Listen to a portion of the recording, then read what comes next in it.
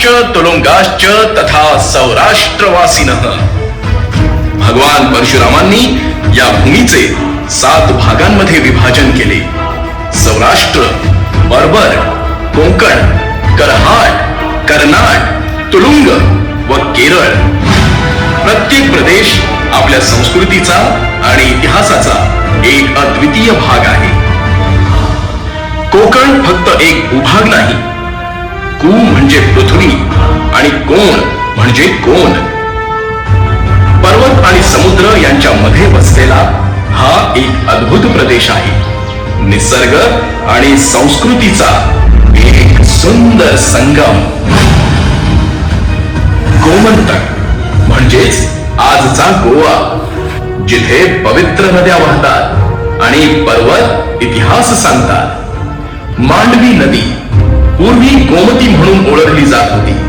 याच भूमीला पुण्यभूमी, पाप विनाशिनी म्हणून ओळख होती.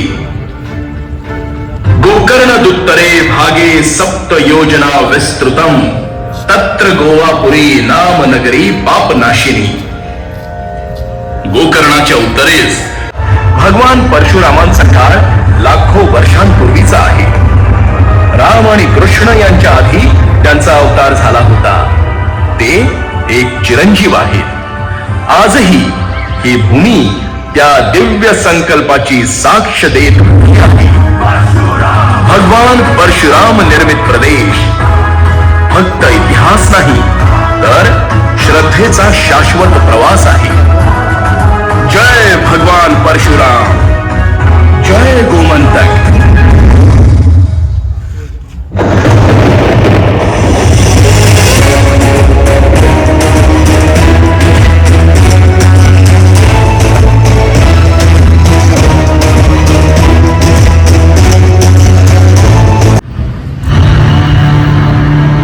चारही वेदांमध्ये पारंगत असलेला आणि पाठीवर धनुष्यबाण धारण करणारा भगवान परशुराम दुष्ट कर्म करणाऱ्यांचा नाश शापाने किंवा बाणाने करणारा.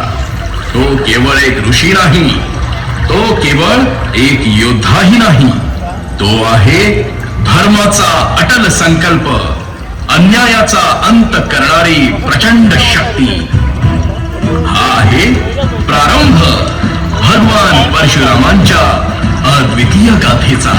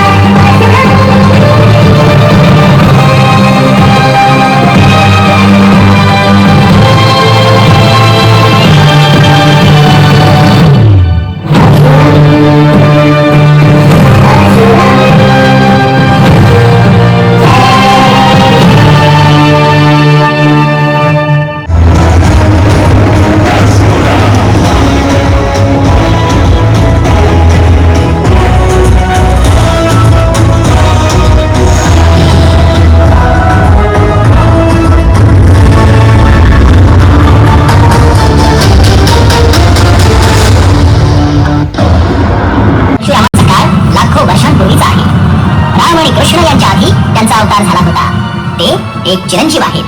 आजही ही भूमी त्या दिव्य संकल्पाची साक्ष देत आहे. भगवान परशुराम निर्मित प्रदेश फक्त इतिहास नाही, तर श्रद्धेचा शाश्वत प्रवास आहे. जय भगवान परशुराम, जय गोमंतक.